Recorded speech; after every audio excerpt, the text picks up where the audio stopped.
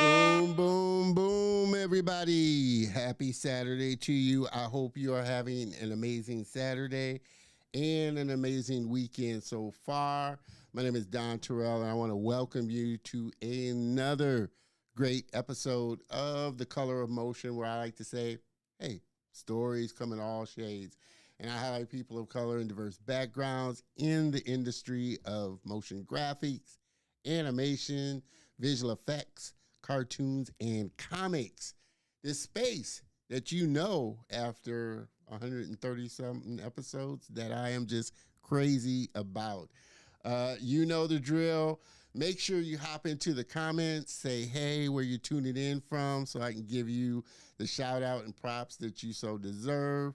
And, you know, like I said, welcome you to the show. I always thank everybody giving me a little bit of their time on the weekend and making it an enjoyable experience.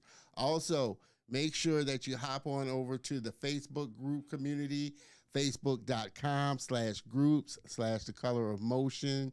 Get plugged in, join the family.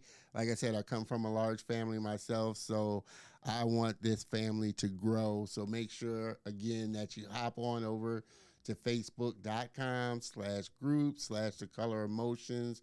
There we have a lot of great conversations, share industry news, and just all around fun. Also, I want to give a big shout out to today's sponsor, of course, for the show, DG Graphics. They do all our graphics, overlays, animations. They help the show look good, help me look good.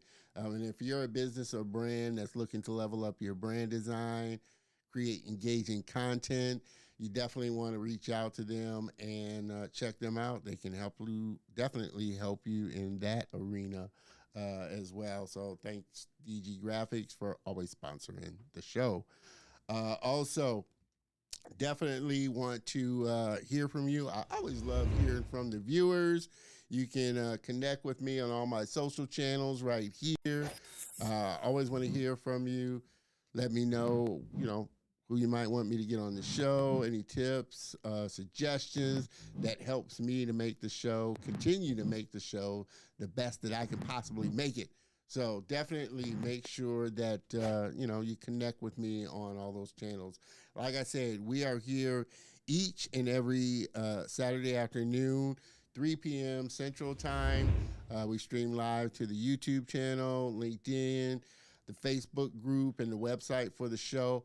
But I always kind of highly suggest that people get plugged into the YouTube channel, subscribe, hit the bell notification, get plugged in, comment, because it definitely helps the algorithm. But again, I definitely want you to be a part of the family. So hop on over to youtube.com/Don Terrell, and there you can check out all the other past great guests we had on the show.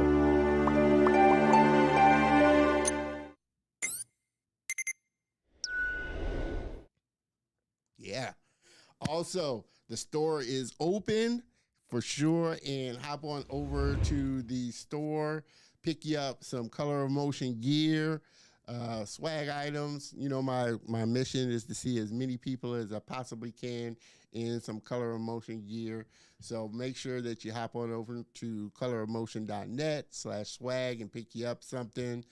My only request is, if you do, make sure you snap a picture of yourself so I can share it on the show, share it on the social channels, and just give you a big shout out. I'm always looking to give viewers a big shout out. So definitely, we got some great t-shirts, hoodies, mugs, constantly putting things into the store that you can pick up. But again, I definitely want to make sure that I see you if you get you something. So make sure you shoot it on over to me there. I think I got a lot of the housekeeping stuff out the way. Like I said, I've been super excited about this show and this episode, so I know you can't wait for it. Again, as always, I try to make this the most interactive show that I can, so please make sure you hop on into the comments and say hey, because I know that will definitely make our guests feel good and make me feel good as well. So, and again, I want to give you the props that you so richly deserve for sure. So, with that, like I said, I think we can kind of get this train on the tracks here and get this show going. So let's get it going.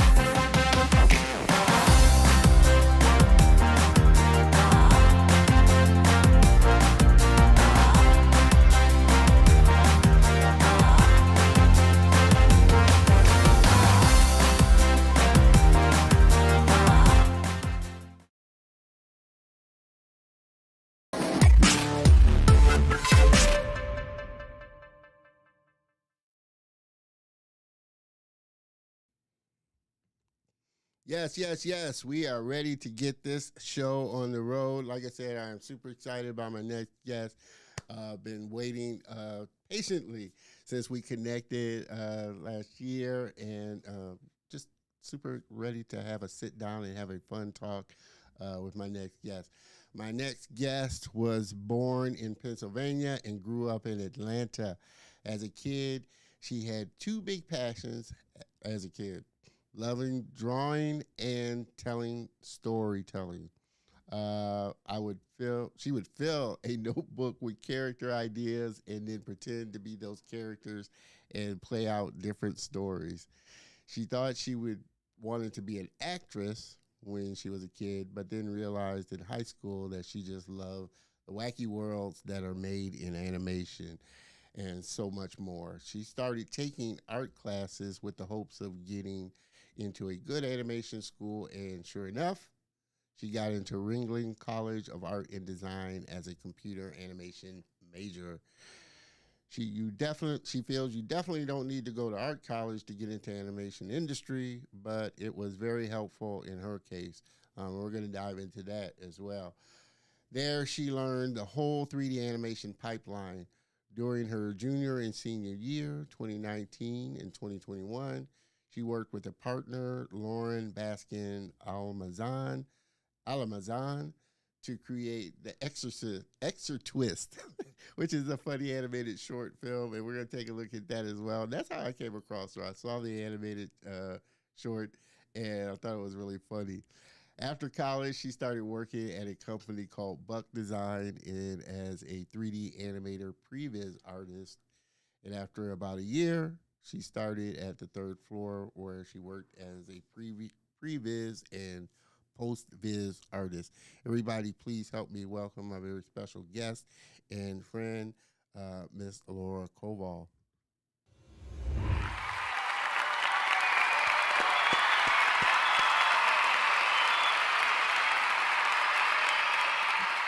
Laura, so excited Hello. to have you be here.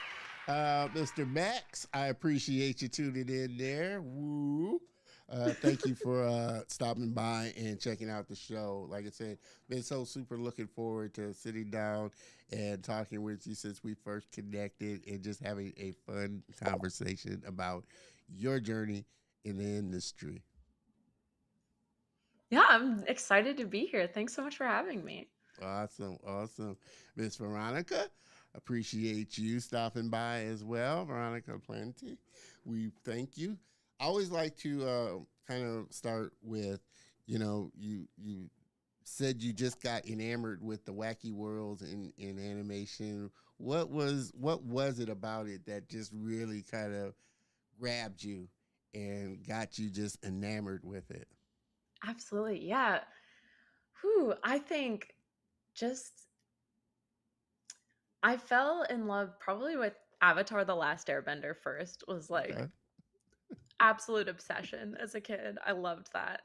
And just like how cool all the characters are. They all defy physics and logic, and I think that's so much more fun than like people having conversations, which is also fun, but like think as a kid I just really liked all the action and fun and Yeah, adventure yeah. of Now, animation. I know because I hear this a lot from guests. You know, we all love, as kids, we all love animation, we all love cartoons, but we never think that it's something that we can get into or even that it's a Yeah. job. When you were going through art classes, was animation something that you thought was a pathway that you can go down, or just were you looking to be a traditional graphic designer, or just an artist, a fine artist, or did you say, okay, I think animation is something that is a viable path? Yeah, when I was a really little kid, I didn't know that animation was even a job, and I wanted to be a cartoon character because I was like, I knew that actors existed, and I was like, surely it's the same thing where like cartoon characters are just actors. So I wanted to do that first. That as I was learning more about the process, maybe it's out of stubbornness, but I always thought like, yeah, I can do this. I can be an animator. And I just, the whole time that I was taking art classes through high school and college, I was just very set on being an animator. And I think it ended up being in a surprising way. I didn't see myself going into 3D previs and postvis and like this whole world of CGI and graphics. Mhm. But I always knew I wanted to do animation. I thought I would do 2D animation. Oh, okay, okay. So how did your parents kind of play into encouraging your passion, what you wanted to do?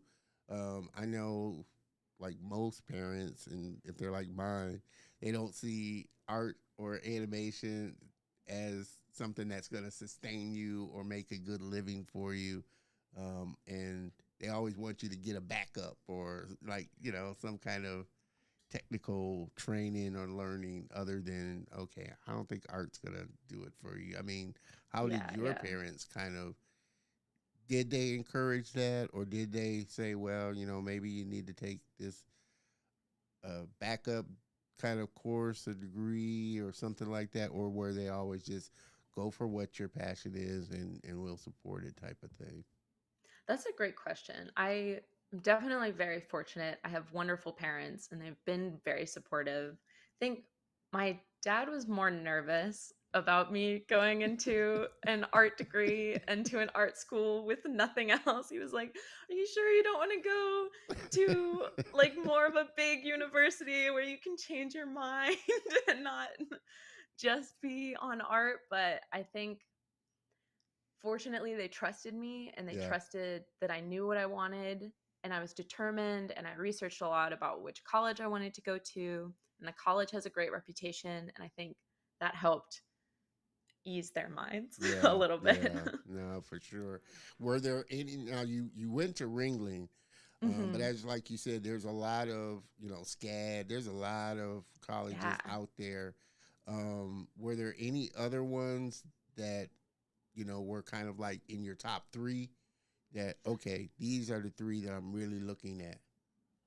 Yeah, yeah. I was looking at I did look at SCAD briefly, but I grew up in Georgia and I was kind of ready to go somewhere else. Ready to strap your wings and get out of the house. I Yeah, I gotta was go. like, all right. And I ended up choosing Florida, which I think I came back to Georgia, which tells you what I think about Florida. I'll put it that way. Your But I parents are was, probably saying, "See, you should have went to SCAD." yeah, right. Save all the driving time. And I was also looking at School of the Art Institute of Chicago, Okay. mostly because I just like Chicago. um, and Definitely I couldn't did have a been summer about the program. school for sure. Yeah. Because Art Institute, and I'm an Art Institute alum. So, Oh yeah. yeah, I went to the Art Institute of Houston. That's where I got my degree. Nice. Yeah. But at that time, they weren't even teaching animation. When I Mm-hmm. went to school, the Art Institute wasn't teaching animation. So, and now it's gotten a bad, Art Institute's gotten a bad rap. So, I don't know. Yeah. But But yeah. what did you pull from? Okay, Ringling. Because I have another friend that he does brand design, but he went to Ringling. What Yeah. was it? What? How was your experience at Ringling? Because I've heard great things about Ringling as a educational institution as well. So, what did you kind of pull away from it? Definitely. Yeah. It's a great school. You learn a lot. It's fast paced. You hit the ground running. It's not something you can be half committed to, and I think that can be overwhelming for a lot of people. Um, but I definitely had a great experience with it, and I don't think I would have had as many connections in the industry after graduating if I Mhm. hadn't had gone to Ringling, if that makes sense. Yeah, yeah. So that was really, really helpful. And their career services are very helpful as Good. well. Awesome. Awesome. Yeah, like I said, I've heard great things about it. And you kind of alluded to it, like in your bio, that now, there's such a plethora of online schools, Yeah, great, great schools. But for you, it was there very definitely helpful. And I know, it really depends on the individual. Some people learn a lot better at a brick and mortar school as opposed to you have to be very disciplined as a person if you're going to do it online type of thing. for sure. Was For that sure. your thinking as well, that it gave you a lot more structured kind of training as opposed to, like I said, a lot of the great online courses in schools out there? Yeah, I think that's definitely a part of it. I think also, though, with the online schools, they tend to be better if you're specializing in a very specific part of the pipeline. So if you Yeah, know, like, I want to do modeling, I want to do rigging, I want to do just animation, it's better to do the online school and just take a bunch of those classes, or it'll be at least cheaper. yeah, Um, and then at a college, a program where you're learning every part of the pipeline, there's a different benefit to that. yeah, So if you kind of don't know what you want to do. And I went in, I kind of knew what I did and didn't like, but I also didn't know enough about the whole 3D world to yeah, know what I wanted to do. yeah. But also, after graduating, I ended up doing something different than what I learned in school. So it's all a journey. Yeah, for sure. And, like I said, I think a lot of people kind of get that. Like I said, they go to school, they try a lot of different things, and then, like I said, it's once you get into the industry, you kind of start to find that niche of what. Okay, I don't really like modeling. Let me Mhm. try. I definitely don't like rigging. Let me try this or let me try that. Um, for you, um, was there anything once you got into Ringling and started to see the pipeline of it? Was there anything that kind of surprised you or initially stuck out to you that you really liked and wanted to really kind of dive into more? Even though you may not be doing it now, was there something that initially that you attracted you? That's interesting. I initially, I'll say I really loved the entire pipeline initially, which now I have more favorites and things Yeah. I don't want to do again. But What wouldn't you want to I do? I mean, that what what? wouldn't I want to do Yeah, what again? in the pipeline? Because I'll be honest, like I said, while I can get in and kind of do my own rigging, I don't see Hmm. myself as doing that as a day in day out kind of thing. Yeah, Um, so rigging, modeling, texturing, definitely not a texturing person. I do not like it. um I don't love lighting. I kind of like lighting a little bit, Yeah. and then I hate rendering. Okay. Okay. So for the lay person, the average person, Yeah. what is a previs postvis artist? Yes, And I knew what this is was it gonna come about out. that you really like, that really, hits home with you? Okay, yes. I every time I tell people what I do, I have to explain it. So, hopefully I can put it in a way that makes sense. But what previs and postvis are, they're two different roles, but they're aids in filmmaking. So the majority of the time I'm working for live action films and films that have a lot of CGI, a lot of actions, a lot going on in the like fantastical realm, not like conversations that need help planning out, because you can't like spontaneously film a monster that's going to be fully CGI. So you need Yeah. to put like more planning and preparation into it. So we help planning out camera angles and animation ahead of time before they film anything, so that they know more of what to film for the previs end and for the postvis end. It's like integrating in those CG elements into the already filmed shots. So Yeah. you have like someone's a superhero, but they're behind a green screen. So now we're going to take out the green screen in postvis, put in the correct background, check continuity. And the entire purpose of previs and postvis is to do kind of like a fast and dirty version of everything, so that it's cheaper for them to do like the more polished version. They can Yeah. have more of a plan going in, so that they don't spend hours and hours and hours on a shot that gets cut. Yeah. Yeah. Yeah. So what was it about that that really resonated with you? Um, you know, because it Yeah. Yeah. sounds fun, and it is fun. Like I said, I'm pretty sure, like I said, a lot of people, once they get into it, may decide, I don't know if I Yeah. want to do that. But what was it about that, doing that type of work, that really, like I said, grabbed you and really stuck with you?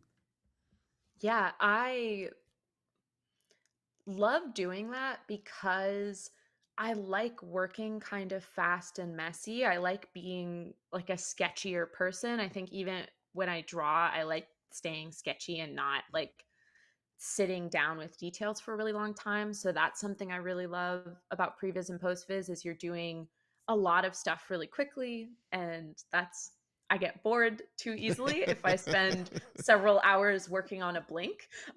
So I like the kind of fastness of it, but I also loved that I love that you're doing more parts of the pipeline. So in like an animation studio where you're just an animator or just a layout artist, you get so good at that one specific task.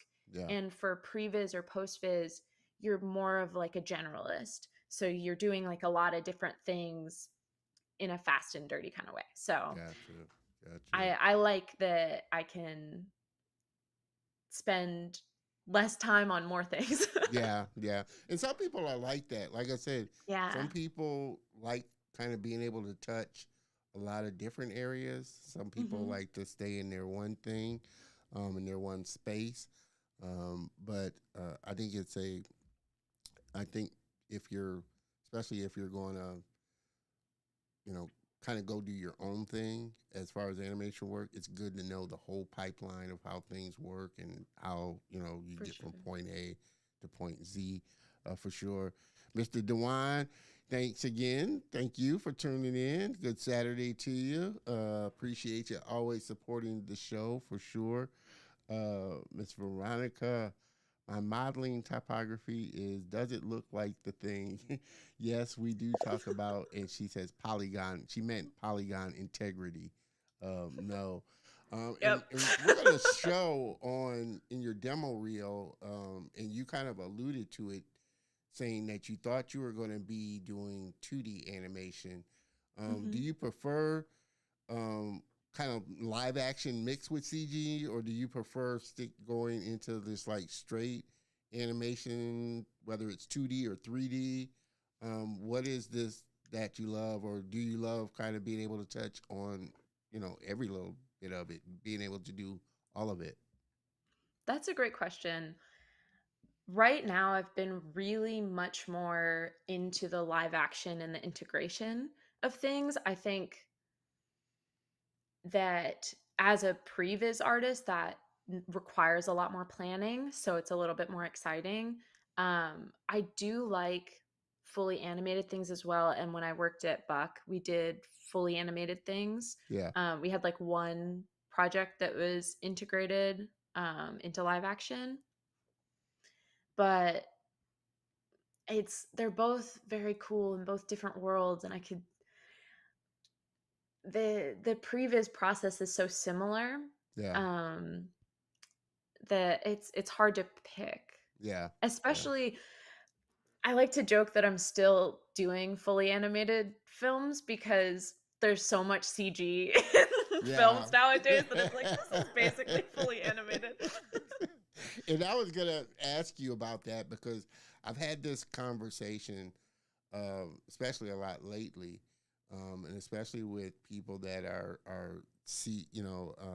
VFX people and Mhm. CG people, more so than animated.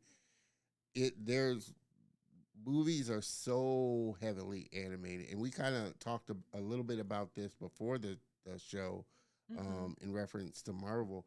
Everybody's so expecting this CG heavy movie.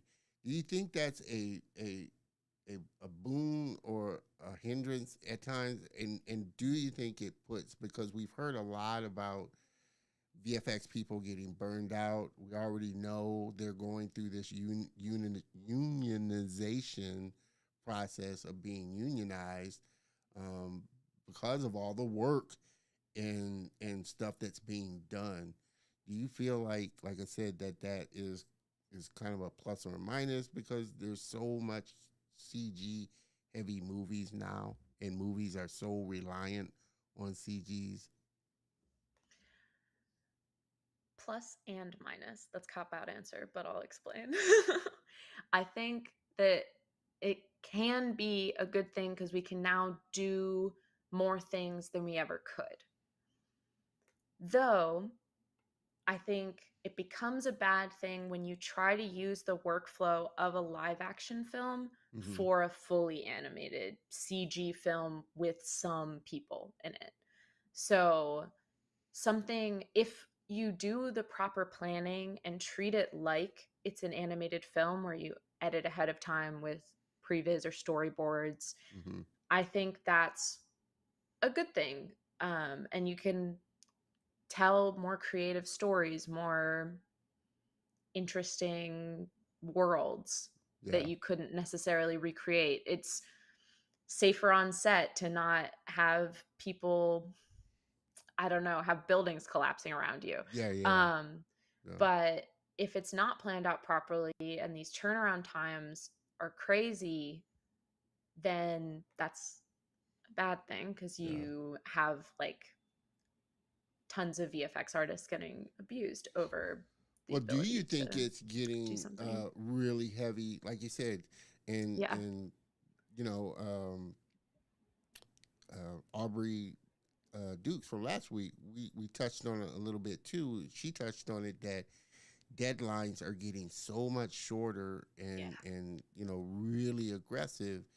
Do you feel like that? And even with, like I said, uh, Marvel movies, while they do have a lot, live action, they have live actors, it's Hmm. really heavy on It is. CG, whether it's supporting the actors in their costumes and their superpowers and stuff, or just full environments and things like that.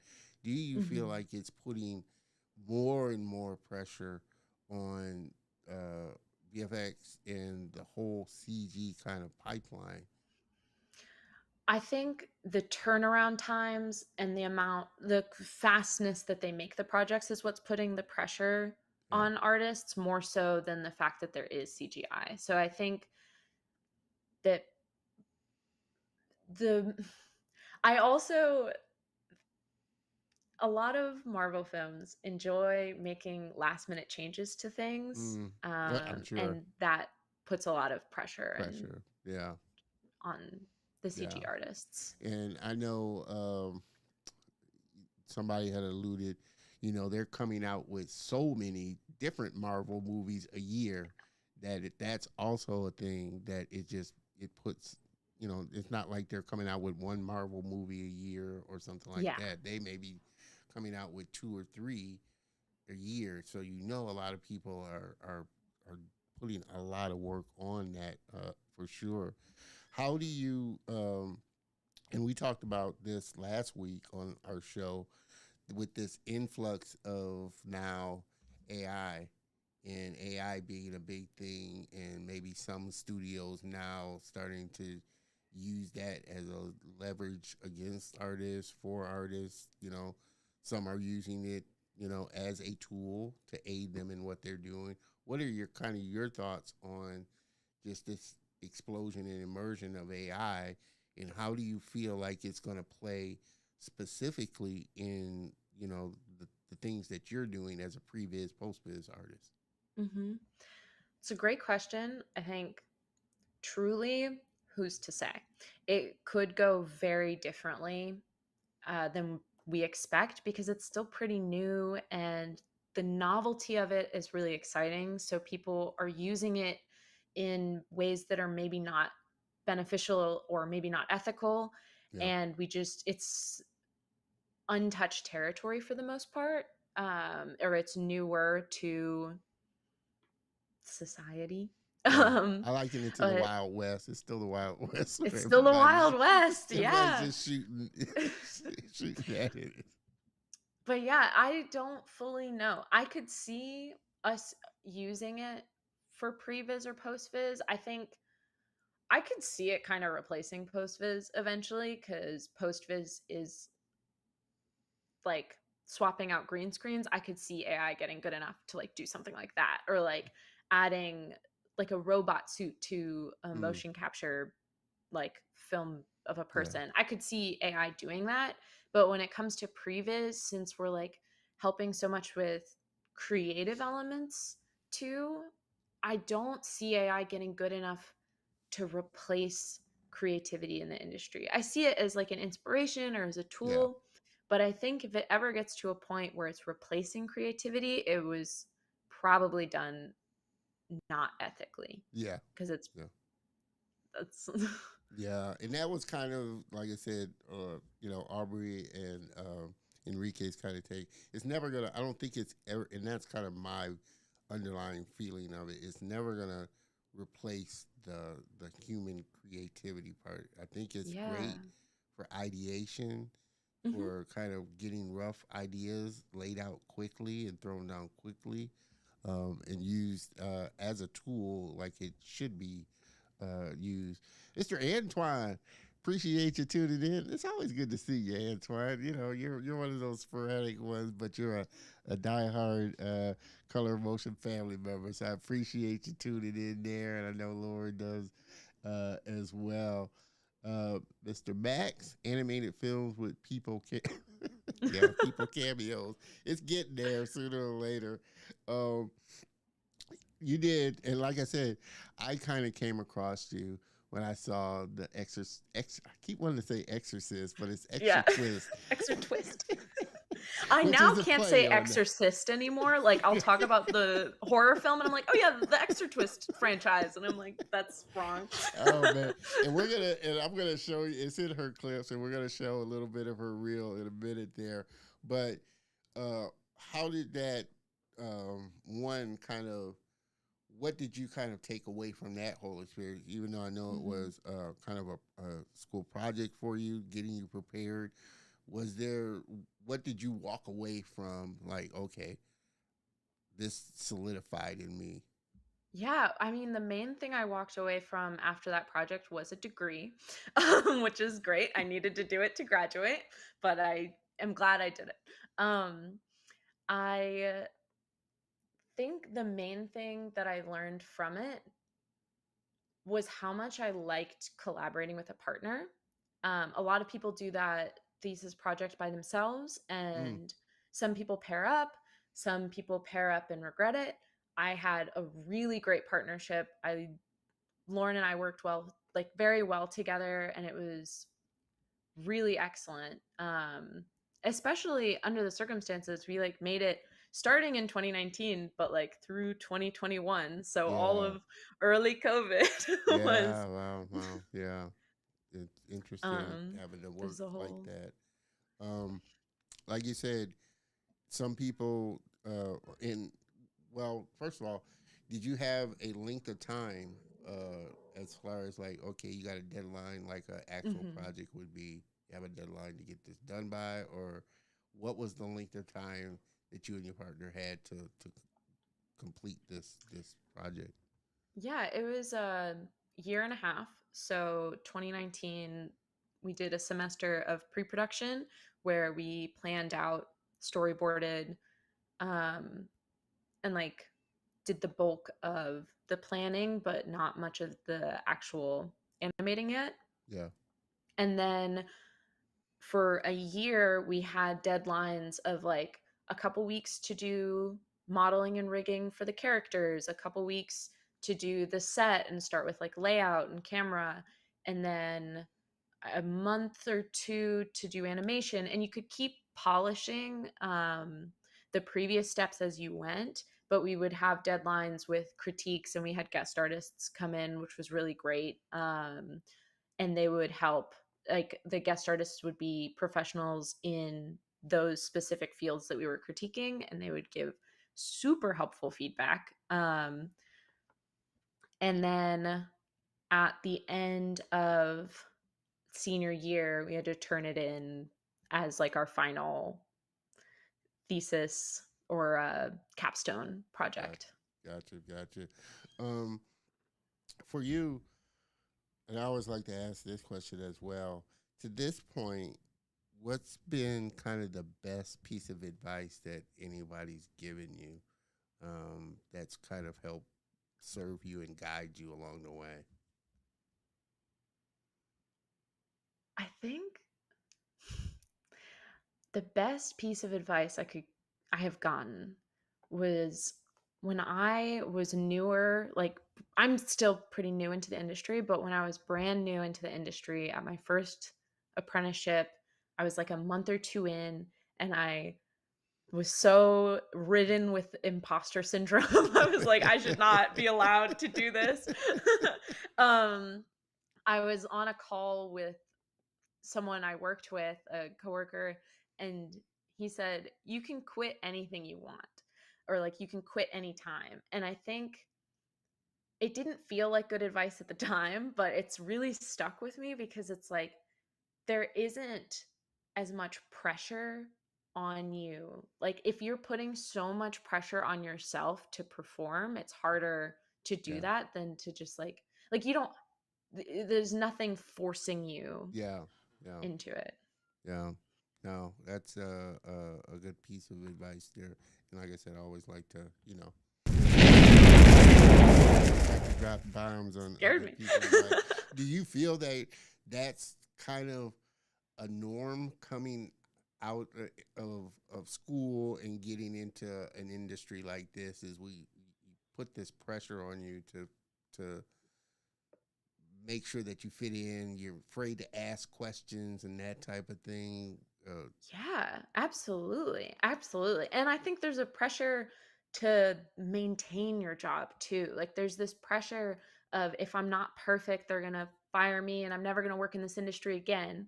Or like and I like even now still feel that pressure even though the industry is on strike and there's Yeah, nothing I can do. It's not me, but I'm like, "Oh, if I was better, they wouldn't be striking," but that makes no sense. So there's a ton of pressure, and I think that the pressure boiled over and a bunch of people are striking about it. Like I think yeah. there's a lot of pressure in the industry. So how do you and how did you? I mean, I know that bit of advice really helped you, but how else do you kind of help mitigate? Just the Mm. stress, the pressure. Are there outside things that you do that helps kind of keep you balanced with your creation and your craft? Absolutely. Yeah. I am a huge fan and proponent of work life balance. I think it's so important to, in addition to working on your craft and working your job, to also have hobbies completely unrelated and like see your friends and see your family and like clock out. Like don't work yourself to burnout. Yeah, yeah. Which I think that's kind of a part of kind of what's at the core of the unionization. They want to balance as much of a Yeah. balance as they can with the work that they do. Like I said, Laura does some amazing work for everybody. Just jumping into the show and tuning into the show. We're having a fun, amazing conversation with my friend Laura Koval, Previs, Postvis Artist. And we're getting ready to take a look at some of her work before we dive back into some more questions. So let's take a quick look at some of the stuff that she's worked on.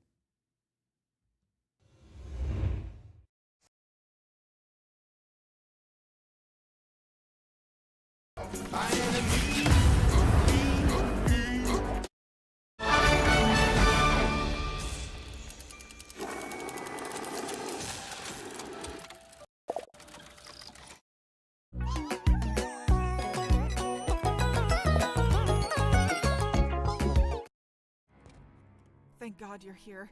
She's right upstairs. Twizzly's usually such a sweet girl, but lately she hasn't been herself. She's very healthy.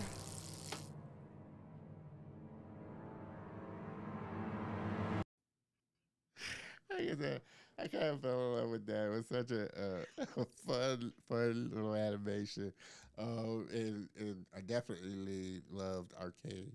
And you got to do a little stuff on that as well. Such an amazing animation. For anybody that hasn't seen Arcane, you definitely need to jump on Netflix and check it out. 'Cause, It's the thing it's I'm most excited to have worked on. I love Arcane, and I didn't know how much I would love it, 'cause when you're like, I was working on a promotional thing for it, so we were like watching clips of the show, and when you watch it all out of order, you don't know how yeah, good it's gonna be. And then, oh, I'm so glad.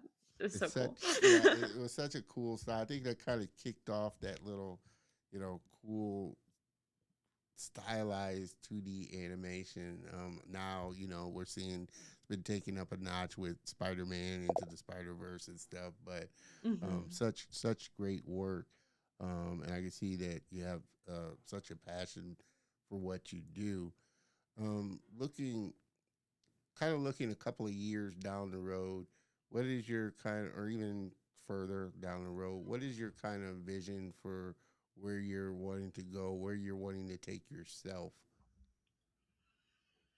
Yeah, it's a great question. I would love to be a CG supervisor on something. I've thought a lot about, as much as I love animation and doing CG, I think I would also like to do production and be on set and Mm, like do that world too. And I don't have a ton of experience with that world. And I know CG pretty well. And yeah, I feel comfortable in that little bubble, but I think it might eventually I'll hit a point where I want to like break that yeah. bubble, that safety, or that world, and jump into producing things. Nice, nice. So a few comments in there. Mr. Antoine loved it. Great stuff for sure. Miss Maggie, appreciate you tuning in as always. Love you when you show up there. Mr. Dewan, those were really appealing clips in Laura's Reel. I like the last one in particular. Very Pixar-like for sure. Like I said, it was very funny and loved doing it. And I'm sure the whole process had to be a fun experience of it. And like you were saying, I think that the most appealing part for me, and I think with most creatives, they love collaborating and they love working with other people, and you tend to get this kind of big thing come out of it when you're, like you said, you see the little bit that you do or the part that you work on, and then when you see it all come together, it's Oh such a my cool God. thing. That's like the coolest part of working at like a fully animated project is when you're just doing like all the animation stuff and then you send it off and someone else like lights and renders and textures it and you get it back and you're like, wow, this is amazing. You did such a good job. It just took what I did up another whole another lot, Oh notch or my God. so for sure. Oh my God. Oh, Yeah. like I said, you see, like I said, we touched a little bit about how AI is kind of affecting the industry.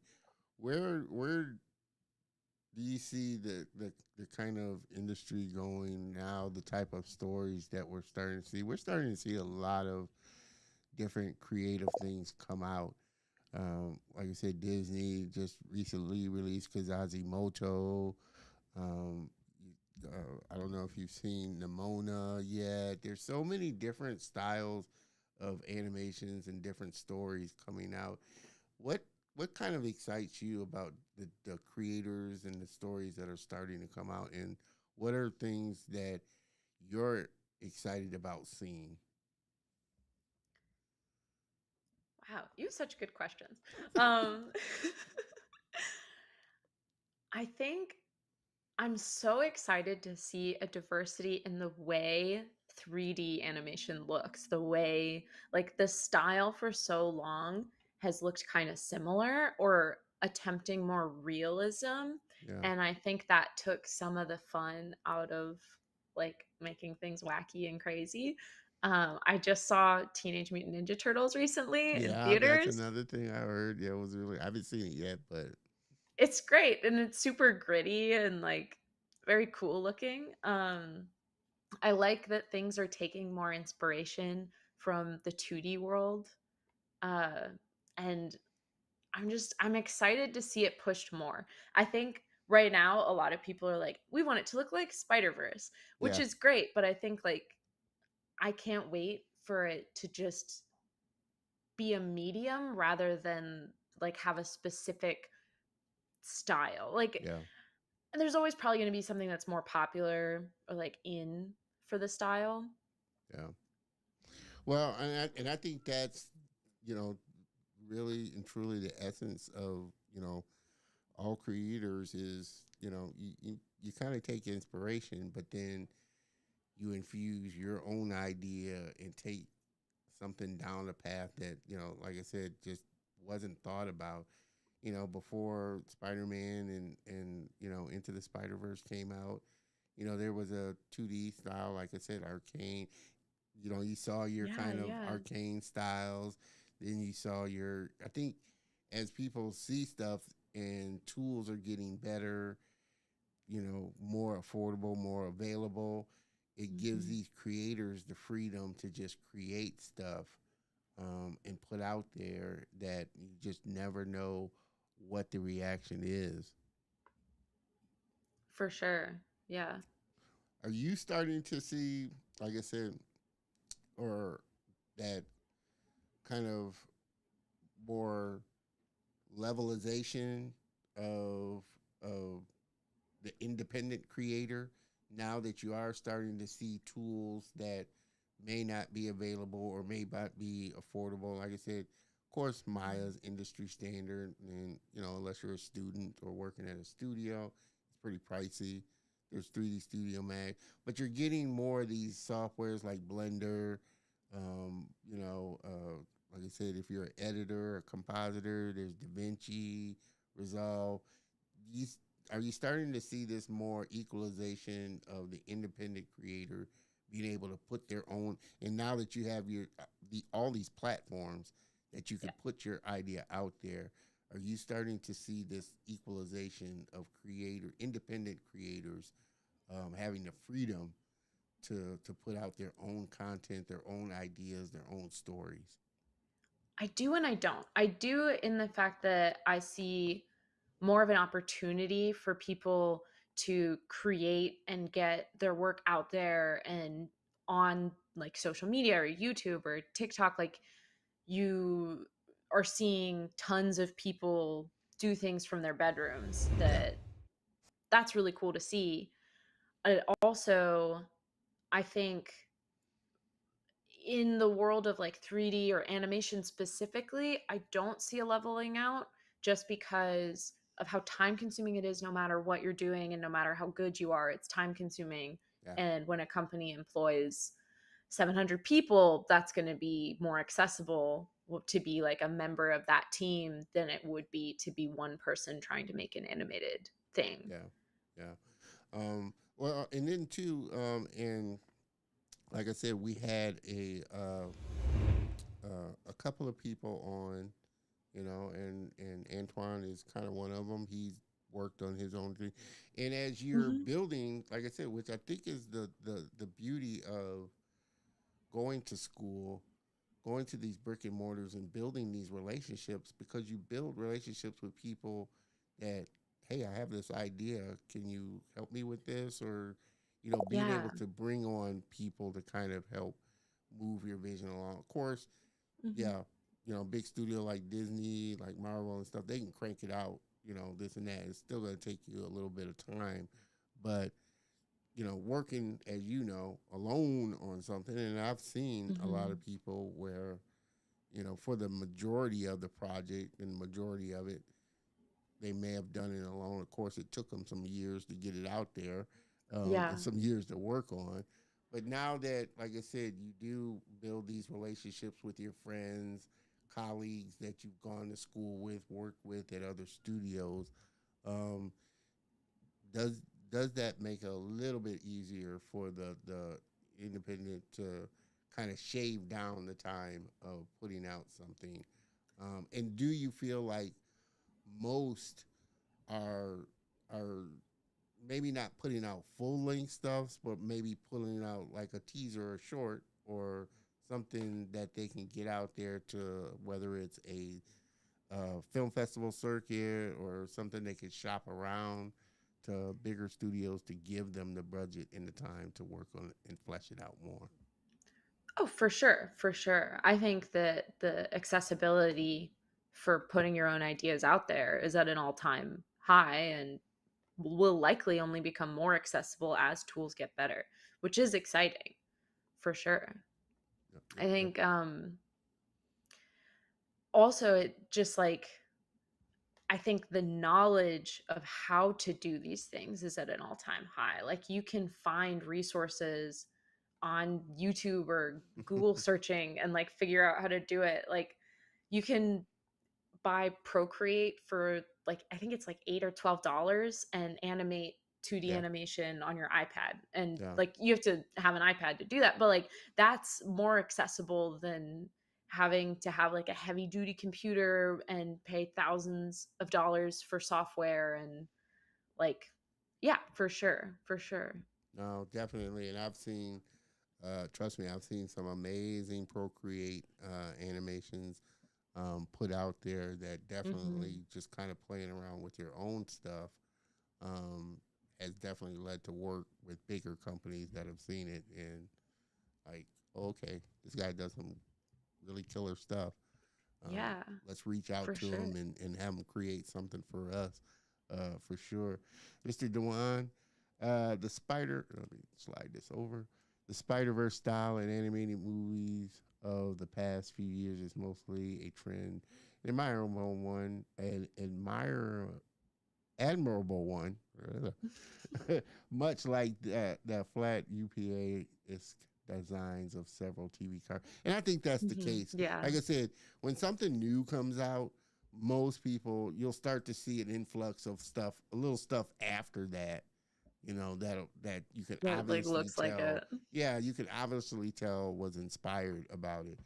For Um, sure. For you sure. know, but I think that's what spurs on just new things and people pushing the boundaries of that style. Because, like I said before, Arcane, you might have seen a few kind of like that, but then Yeah.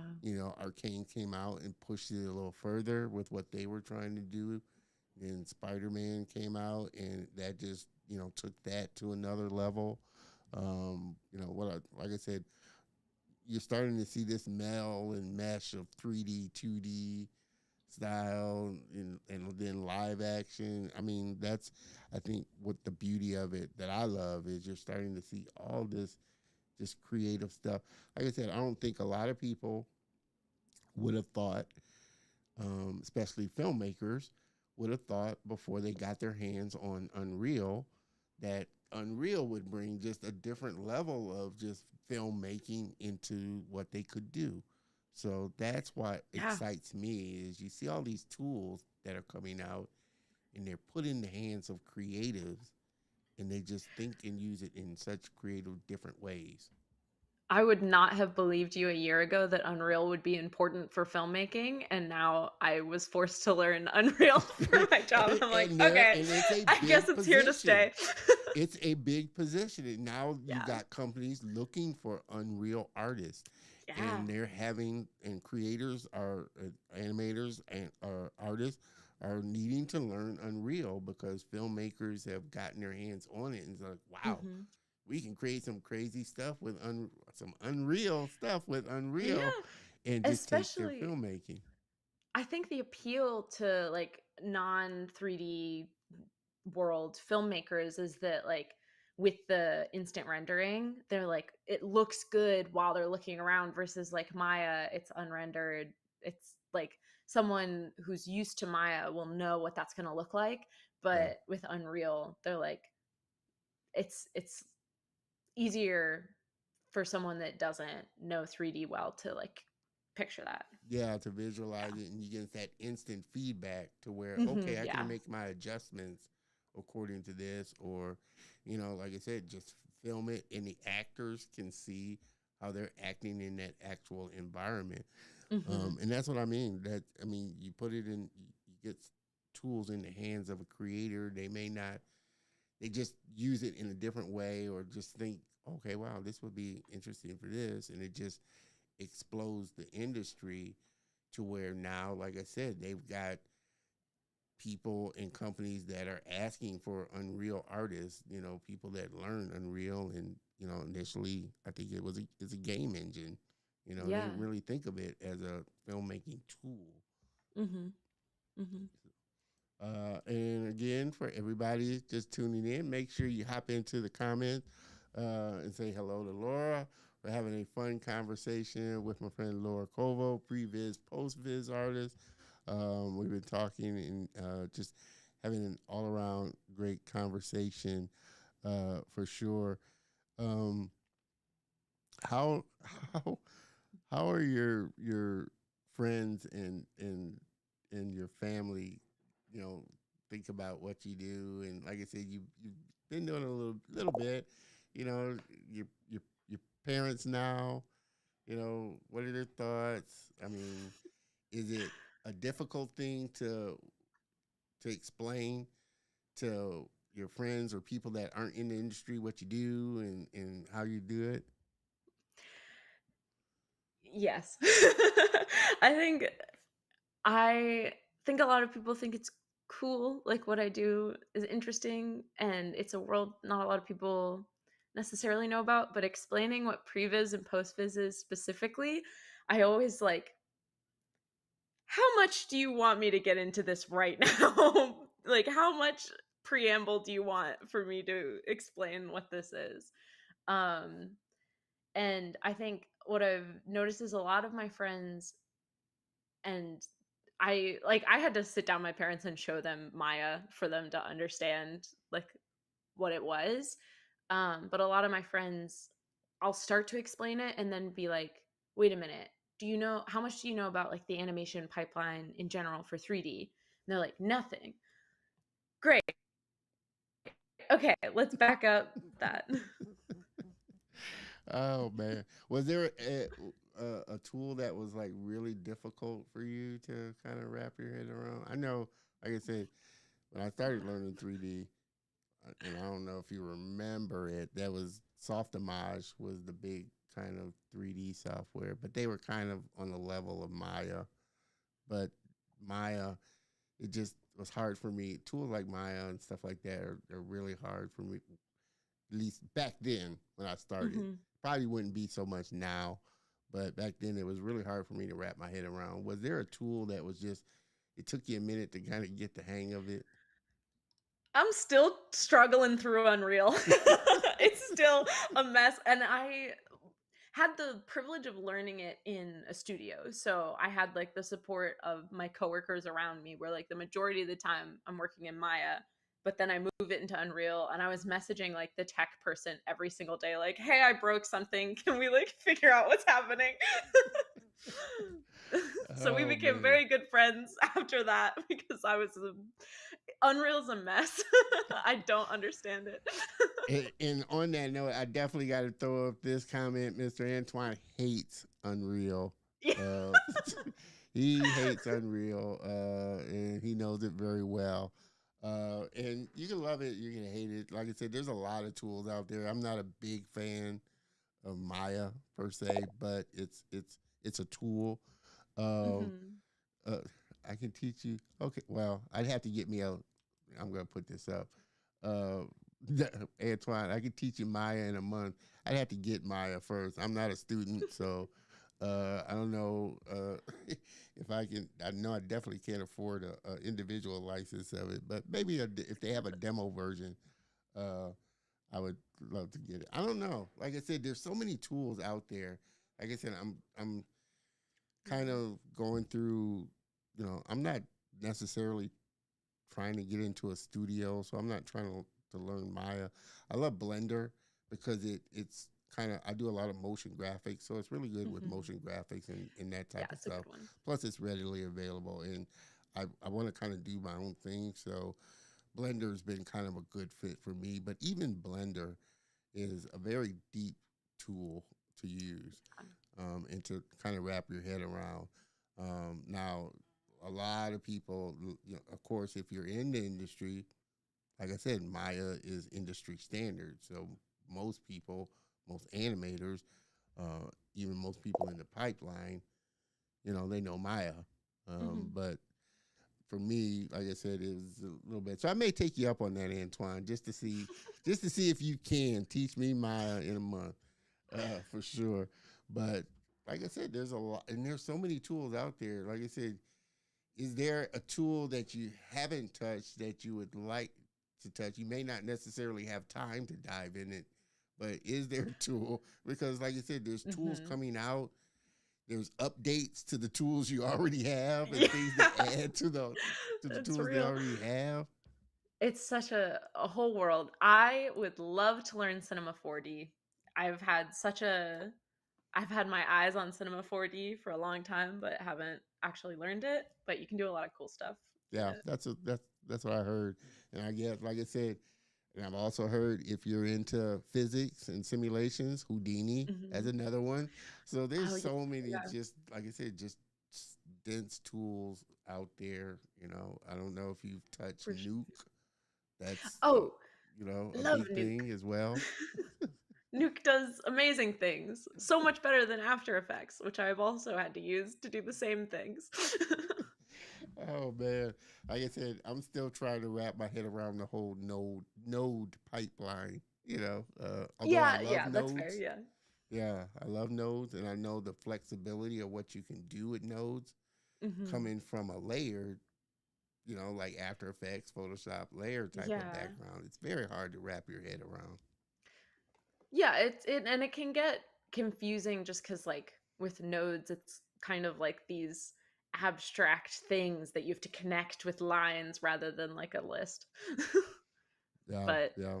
But I hear it's in which, like I said, I haven't dove like all deep into it, but I hear it's mhm. very, nodes are great because you can see where things are going wrong Yeah, because everything's kind of laid out in a node kind of stack. So picking out and figuring out where something is going wrong, if you set up your nodes right, is a lot easier in some instances as opposed to layer. You can see what's affecting what as opposed to in layers. genuinely, I think it's just like whatever you get used to is going to be the easiest. True, Yeah. true. And Mr. Antoine can attest to this. Houdini is one of the hardest programs to learn period. Period. Which is why, like I said, I probably never have touched Houdini. And I think you probably need a beast of a machine if you're really doing really Simulation. physics and simulations like that. So you can answer that a lot better, Antoine, the type of machine that you need to run Houdini, and that's really going to give you good output from Houdini. But if you're getting into physics, you're definitely, and true physics and simulations, you're definitely going to need a system that can handle all of that. See, and the nice thing about Previs and Postvis, like I said earlier, it's like a cheaper version that you're doing before someone does like a finished polished version. If you need like fire or a simulation in there, we just comp in like a video of a fire and then we don't have to simulate it. And then someone else does that for hours. We'll leave that to the sim artist to Yeah, do all exactly. We're doing the cheap version. Oh, man. Miss Veronica, I'm curious, besides explaining what your job is to family and friends, is it ever a struggle to also explain to them how much work CGI is, explaining it's a long-term marathon craft? That's a great question. I think what's helped them understand how hard it is knowing now, like, I'm under NDA for most of the projects I've worked on. So when I tell them, like, oh, yeah, when something comes out, I'm like, this is the thing I was working on 2 years ago. They're like, what? Why did it take that long? So that's helped. Or like showing my thesis film, which is like 3 minutes, and being like, yeah, this took a year and a half to make. Like, I think the proof is in the pudding with it. Like, it's hard to explain to someone how much work goes into it, but it's easier to explain it when you have like a final project and then you tell them like it took 5 years. Yeah. Or even on a scene, when you show them a scene, hey, it took 5 weeks or 6 or 2 months on this one 5-second scene or something like that. I think the average person, unless you're in the industry or unless you're familiar with the industry, doesn't really understand the time involved and the work involved in putting a project together. Exactly. It's like, I'm not exaggerating when I say I don't like spending hours working on a blink, and that's why I like Previs and Postvis. But like, I have spent hours working on a blink before, and that's why I say that. I don't like doing it. Trust me, I feel you on that, because that's definitely. Well, I hate being a coder. I don't think I could be a coder or somebody that writes for that. It's like, I don't have the patience. And then to figure out if there's an issue, takes you 3 or 4, if you're not, like I said, really versed in it, takes you 3 or 4 hours to figure out you got a colon or a period in the wrong spaces, which is why the code isn't working. So it's like, oh, no, I don't want to do that. Don't want to do that. Mr. Antoine, yeah, you need a beast of a machine. I would figure so. Yep. Makes sense. I would figure so. Mr. Kevin, appreciate you showing up.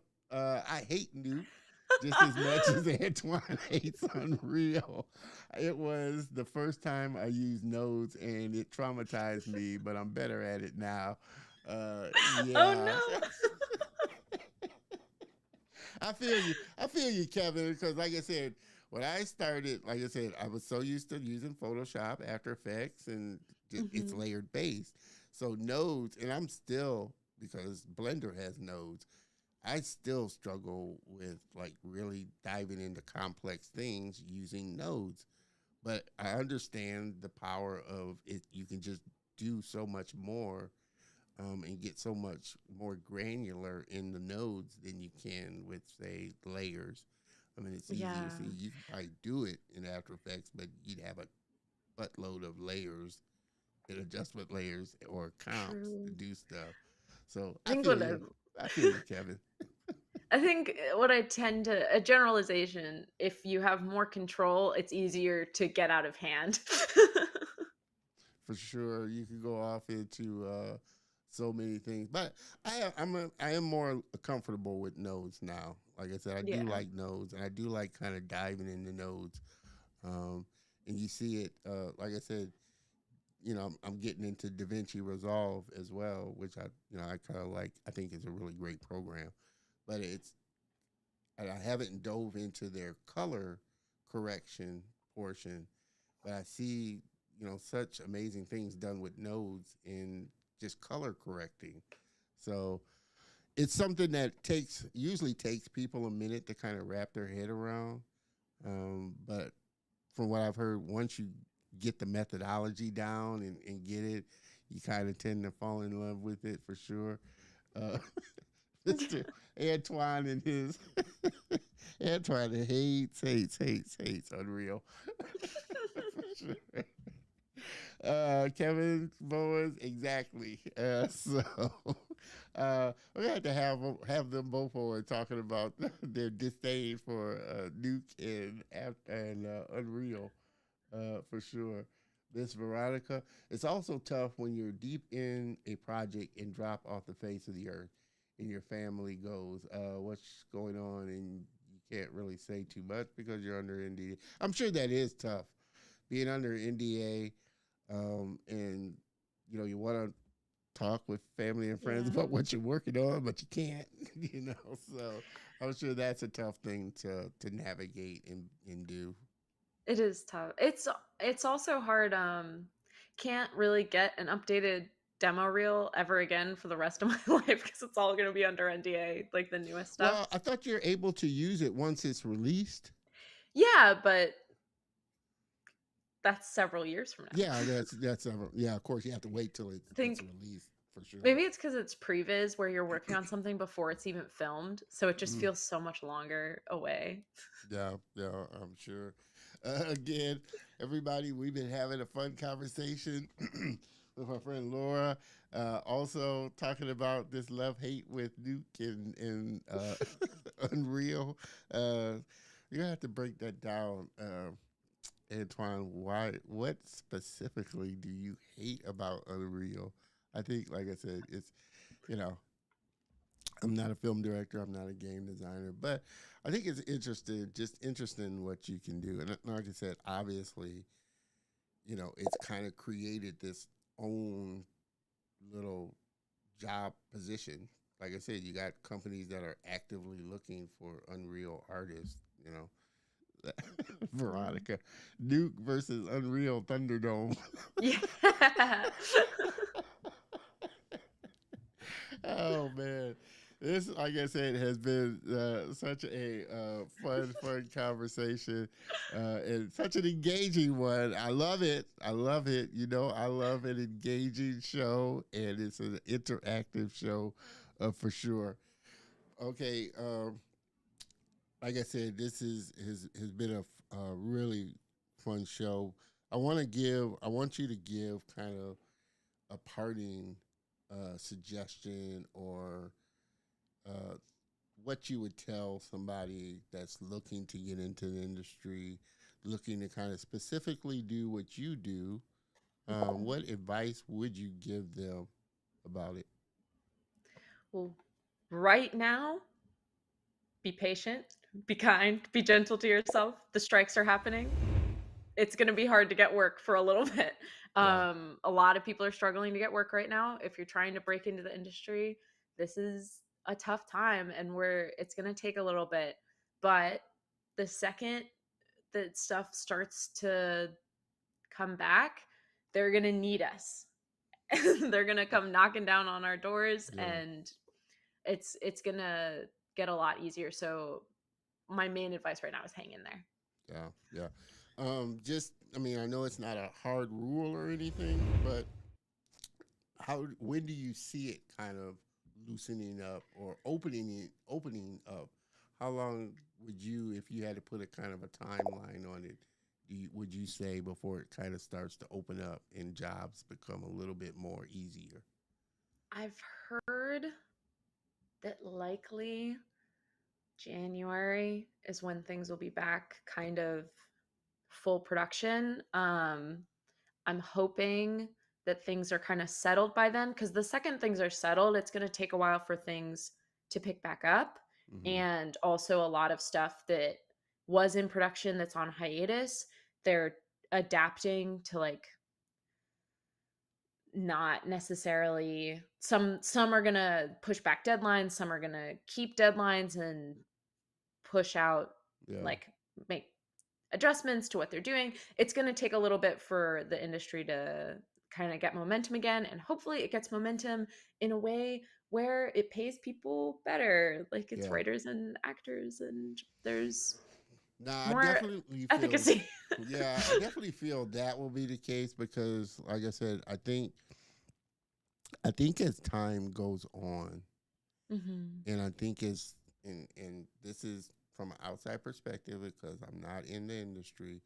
I'm just looking at it as a content creator. We as creators, I think we're starting to see and realize the power that we hold within our hands. Whether it's, yeah, it's great to get at, and everybody's shooting to get into a studio.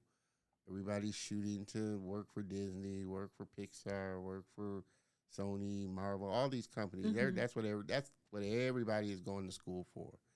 But I think as we start to especially now since it's hard and you got a lot of people and a lot of creators working on their own things, you got a lot of creators now starting to understand the idea of yeah, I have ideas of my own. I want to create. I Yeah. want to control my own IP.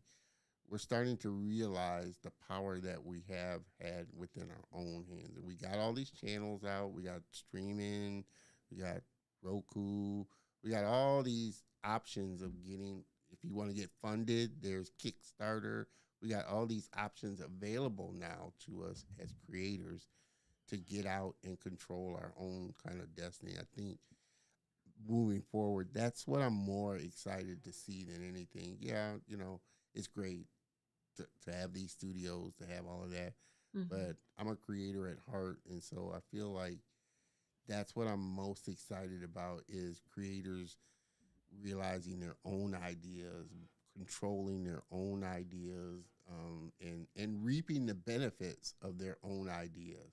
Whether it's Yeah. on their own or whether it's with a studio, reaping the benefits. So I'm hopeful that the studios will pay the creators what they're worth for the work that they're doing because they are doing an enormous amount of work um, because of just the hunger that audiences have for that kind of content, and I only see it getting worse. I don't like I said. You look back on some of the old stuff that we used to watch, and he's like, what? Like Godzilla, you can see the zipper running up and down the back of his. I was like, okay, that doesn't quite work. So we're just constantly getting used to these high levels of Yeah. of of work coming out, and there's some amazing artists that are just, like I said, they need to be compensated and protected like they should be. So I'm hopeful that things will shake out the right way. Me too.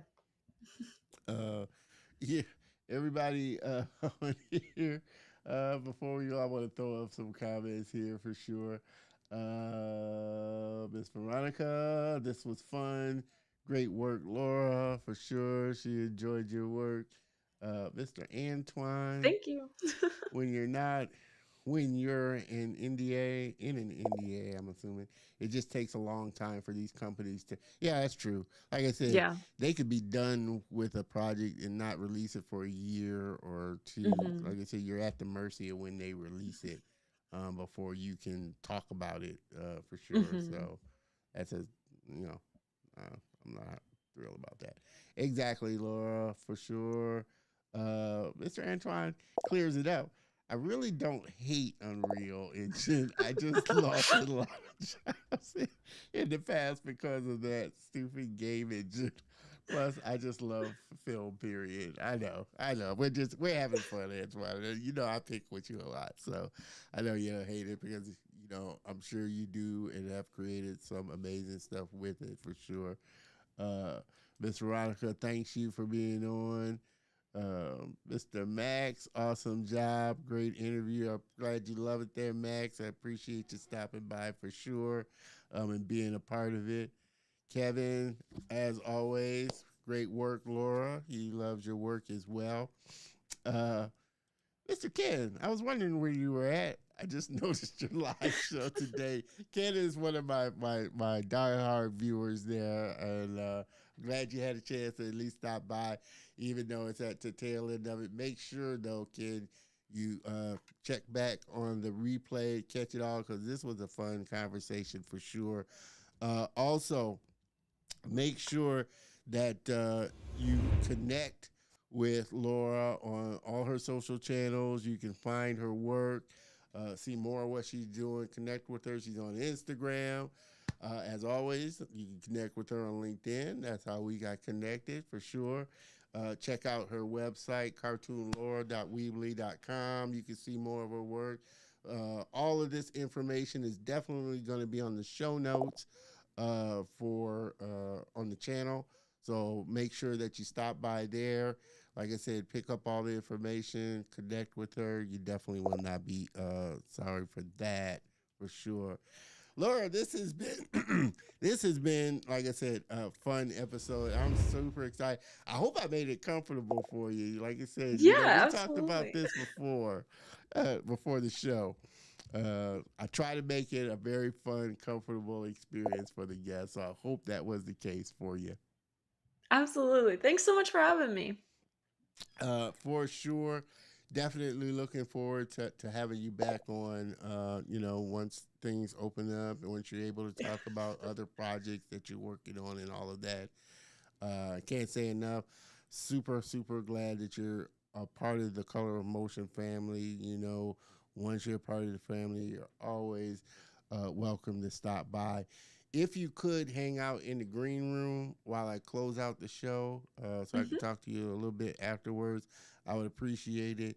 But everybody, again, please help me thank Miss Laura Koval for coming on and really making such an amazing, amazing show.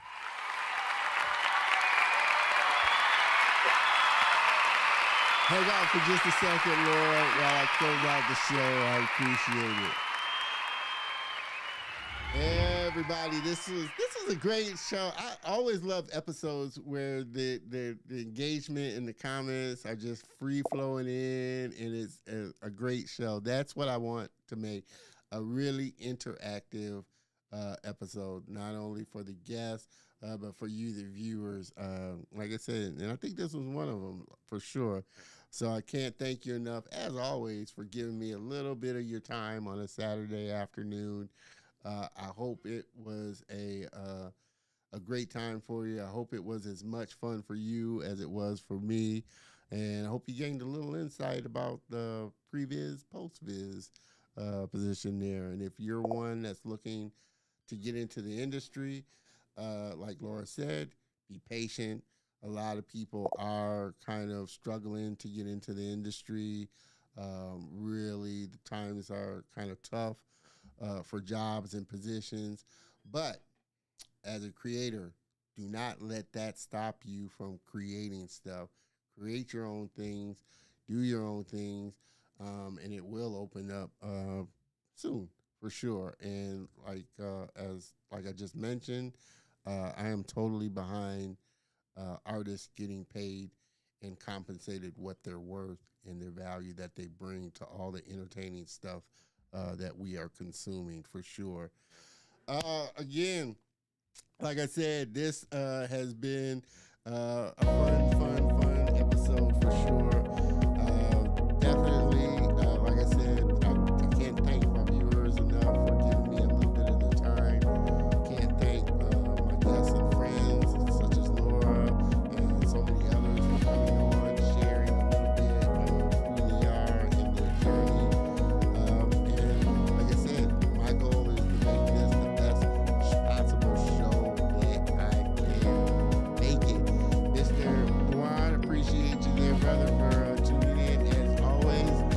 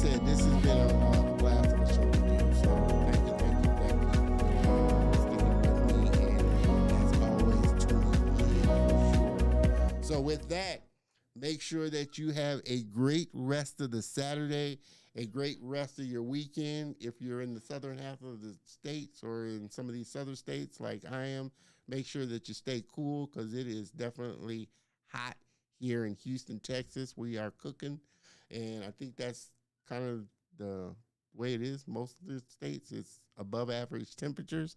So make sure you stay hydrated, make sure you stay cool, and I will see you next week. Same bat time, same bat channel. Cheers.